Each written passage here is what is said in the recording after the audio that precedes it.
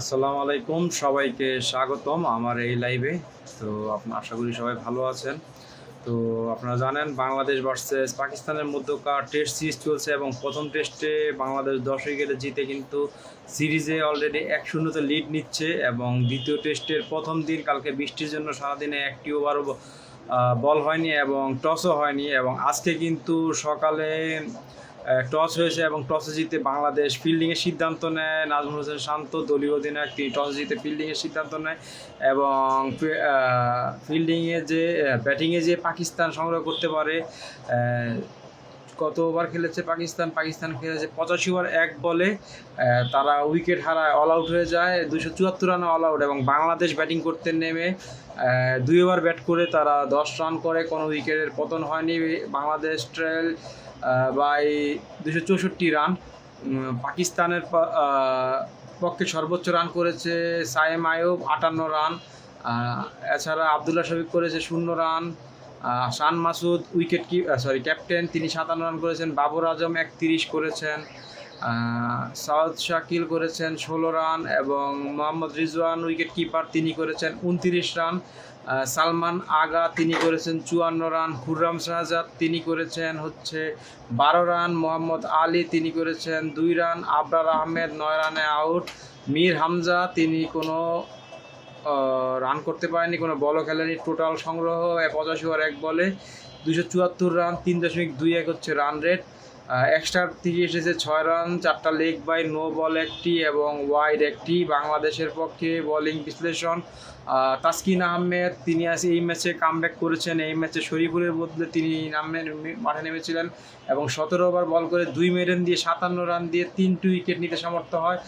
Economy ছিল 3.35। Hasan Mahmud 14 over বল করেছেন, 1 maiden 60 run, কোনো উইকেটের দেখা পাননি তিনি আজকে। নাহিদ রানা,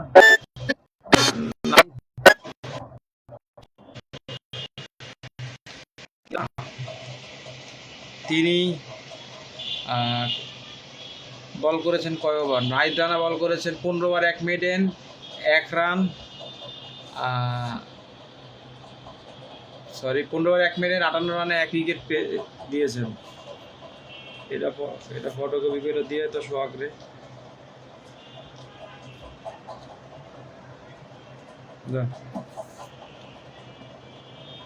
সামান্য দোকান থেকে এটা ফটোকপি করে দিয়েছে। কেন মারামারি নাকি? আরে যা, আর ইয়া করে লয়ে তাড়াতাড়ি কর, নিজের সোহাগে ফোন দিতে আমার, যা তাড়াতাড়ি যা।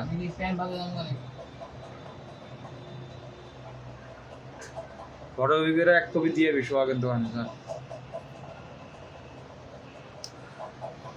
তো বাংলাদেশে ব্যাটিং করেছে সাদনাম ইসলাম, তিনি কিন্তু প্রথম বলেই একটি লাইফ পেয়েছেন, স্লিপে ক্যাচ উঠে যায় এবং সেটাতে তিনি আউট হননি। 6 রান করেছেন 9 বল থেকে, 4 মার, 6 মান নেই।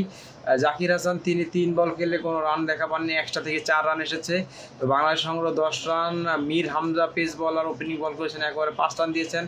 খুররাম শাহজাদ 1 ওভারে 1 রান দিয়েছেন, কোনো উইকেটের দেখা পাননি, দুজনেই উইকেট শূন্য।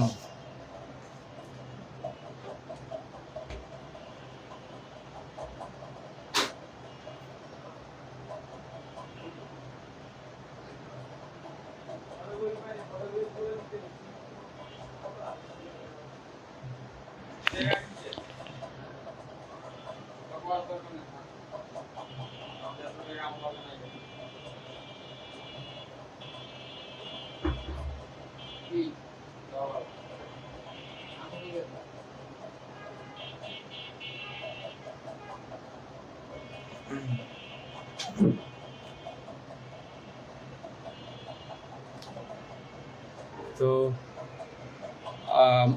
যেটা বলতে চাচ্ছিলাম সেটা হচ্ছে আজকে মেহেদী হাসান মিরাজ, তিনি দুর্দান্ত বোলিং করেছেন এবং 5টি উইকেট নিয়েছেন। তো পাকিস্তানের এই পেশোয়ার মাঠে স্পিনার বলার হিসাবে 5 উইকেট নেওয়া কিন্তু অনেক ভালো একটা বোলিং আমি মনে করি ভালো বোলিং। তিনি প্রথম ইনিংসে 1 উইকেট নিয়েছেন, কোনো ভালো বোলিং হয়নি সেই ক্ষেত্রে। কিন্তু দ্বিতীয় ইনিংসে তিনি কিন্তু 4টি মূল্যবান উইকেট নিয়েছেন এবং ম্যাচ জয়ে কিন্তু ভূমিকা রেখেছেন। ব্যাটিংটাও দুর্দান্ত করেছিলেন, কিন্তু যেহেতু তার থেকেও অনেক ভালো ব্যাটিং করেছিলেন আমাদের কি বলে মুশফিকুর রহিম, তিনি 191 রান করেছিলেন, যার কারণে তাকেই ম্যান অফ দ্য ম্যাচ দেওয়া হয়। তো আশা করব এই ব্যাটিং ইনিংসে বাংলাদেশ যে রানটা পেয়েছে 274 রানের টার্গেট, সেটার থেকে একটা লিড নেওয়ার সম্ভাবনা, অনেক ভালো সম্ভাবনা আছে, লিড নেওয়া উচিত। কারণ আমরা যদি চিন্তা করি গত ম্যাচে বাংলাদেশ কিন্তু 448 রানের লিড পেয়েছিল এবং সেই 448 রানের টার্গেট পেয়ে তারা কিন্তু সেই ম্যাচটাতে 117 রান লিড নিয়েছে। তো সেটা যদি চিন্তা করি যে এই ম্যাচে একদিন অলরেডি বৃষ্টিতে পরিত্যক্ত হয়ে গেছে, দ্বিতীয় দিনে খেলা শেষ হলো, বাংলাদেশের হাতে আরও 3 দিন সময় আছে এবং বাংলাদেশ যদি কালকে সারাদিন ব্যাট করতে পারে সেক্ষেত্রে আশা করব লিড পেয়ে যাবে এবং একটা লিড নিতে হবে স্কোর বোর্ডে, তাহলেই বাংলাদেশের এই টেস্টও ভালো পজিশনে থাকা সম্ভব।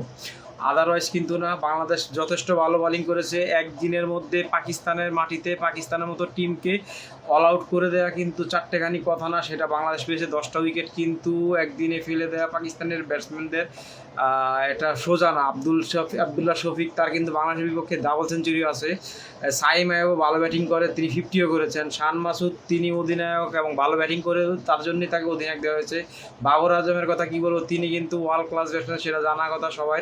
সাউথ শাকিলও কিন্তু তাকে এশিয়ার ব্যাটম্যান বলা হয়। তার কেরিয়ার শুরুর পর থেকে এখন পর্যন্ত তার কিন্তু অ্যাভারেজ খুবই ভালো। তিনি এখন পর্যন্ত 11 টেস্ট খেলেছেন, 21 ইনিংস, 3 বার নট আউট ছিলেন, 1108 রান করেছে, 208 হাইস্ট অ্যাভারেজ কিন্তু 61.55, 3টা সেঞ্চুরি এবং 6টা হাফ সেঞ্চুরি আছে। তো এই ব্যাটসম্যানগুলোকে আউট করা কিন্তু যেন তেন ব্যাপার না। যেমন আবদুল্লাহ শফিকের উইকেট পান তাসকিন আহমেদ, তিনি প্রথমে ম্যাচ ছিল আজকে, গত টেস্ট খেলেনি এবং প্রথমবার লাস্ট বলে তিনি ক্লিন বোল্ড করেছেন এবং এই বলটা কিন্তু ইনসুইং হয়েছে, আবদুল্লাহ শফিক বুঝতেই পারেনি এবং বোল্ড হয়। সাইম আইয়ুবের উইকেট পান স্টাম্পিং লিটন কুমার দাস এবং বল করেছিলেন মেহেদী হাসান মিরাজ, দুর্দান্ত স্টাম্পিং এবং কিপিংটা ভালোই হচ্ছে লিটন কুমার দাসের।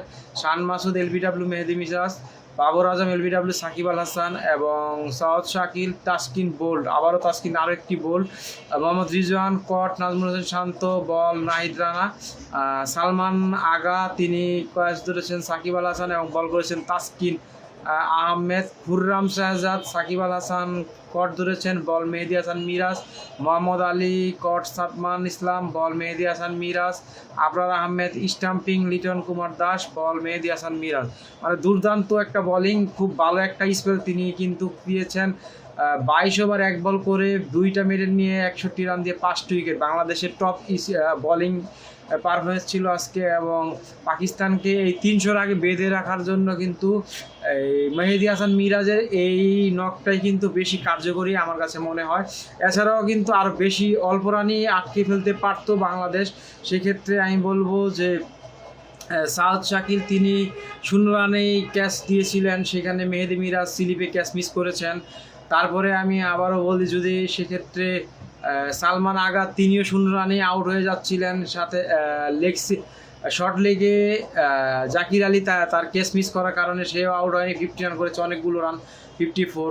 তাছাড়া 50-র আগে আপনার কি বলে আরও একটি ক্যাচ মিস হয়েছিল, সেটা হয়তো বা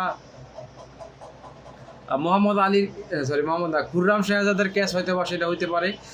আর এছাড়া আরও একটা এলবির আবেদন করা হয়েছিল এবং সেটা ক্যাচ ধরেছিল মিরাজ এবং ক্যাচের আবেদন করছে, বাংলাদেশের হাতে যথেষ্ট পরিমাণে রিভিউ না থাকার কারণে সেটা কিন্তু আউট দেয়নি আম্পায়ার এবং রিভিউ না নেওয়ার কারণে কিন্তু আউট না হয়েই ম্যাচ এখানেই আউট হয়নি, যার কারণে এই 4টা-5টা লাইভ দেওয়ার পরেও কিন্তু 274 রানে পাকিস্তানের প্রথম ইনিংস আটকে দিতে সমর্থ হয় বাংলাদেশ।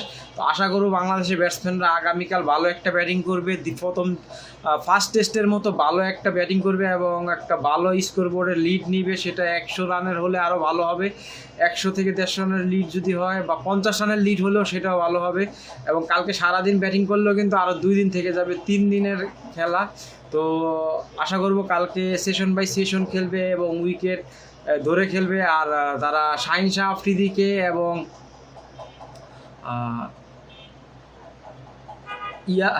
শাহিন শাহ আফ্রিদিকে কিন্তু এই ম্যাচে নেওয়া হয় না এবং লাস্ট ম্যাচে কিন্তু তাদের আরও একজন বলার ছিল নাসিম শাহ, পেস বলার, তাকেও এই ম্যাচে নেওয়া হয়নি। তার বদলি নেওয়া হয়েছে হচ্ছে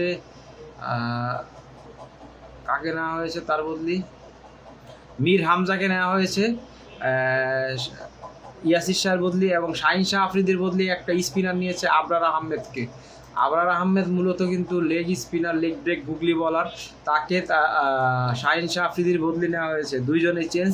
এবং বাংলাদেশে শরীফুল ইসলামের জায়গায় আজকে তাসকিনকে নেওয়া হয়েছে, এবং তাসকিন কিন্তু দুর্দান্ত বোলিং করেছে, প্রথম ওভারেই উইকেট নিয়ে দিয়েছে, এবং সেটা 0 রানেই পাকিস্তানের প্রথম উইকেট যায়, এবং তাসকিন 3টি উইকেট। বাংলাদেশের আজকের সেকেন্ড উইকেট টেকার হয়েছেন তাসকিন আহমেদ, তিনি 17 ওভার বল করে 2 মেডেন দিয়ে 57 রানে 3টি উইকেট। এছাড়া হাসান মাহমুদ উইকেট পাননি, Nahid Rana 15 over 1 maiden 58 run দিয়ে 1টি উইকেট, এবং Shakib Al Hasan 17 over 3 maiden 34 run দিয়ে 1টি উইকেট পেতে সমর্থ হয়।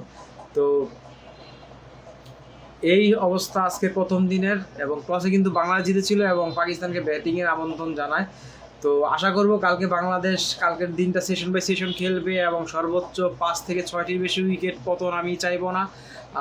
আমার হিসাবে 5 থেকে 6টি উইকেটের পতন হবে, এবং বাংলাদেশ আগামীকাল 350-র মতো যদি রান করতে পারে সেক্ষেত্রে বাংলাদেশের জন্য খুব ভালো হবে, এবং তারা ড্রাইভিং সিটে চলে যাবে। তো আশা করবো অন্তত প্রথমে লিড নেক, কারণ যদি লিড না নিতে পারে সেক্ষেত্রেও কিন্তু বিপদ। তো এই হচ্ছে অবস্থা। ভালো খেলেছে বাংলাদেশ, কংগ্রেচুলেশন, তাদের মধ্যে ভালো খেলার ক্ষুধাটা আছে। বিশেষ করে মেহেদী হাসান মিরাজের বোলিং দিন দিন ভালো হচ্ছে, এই টেস্টে আজকেও ভালো হয়েছে। তো আশা করব বাংলাদেশ আগামীকাল ভালো খেলবে এবং পাকিস্তানের বিপক্ষে লিড নেবে। তো সবাইকে ধন্যবাদ জানিয়ে ভিডিও এখানে শেষ করছি। আসসালামু আলাইকুম।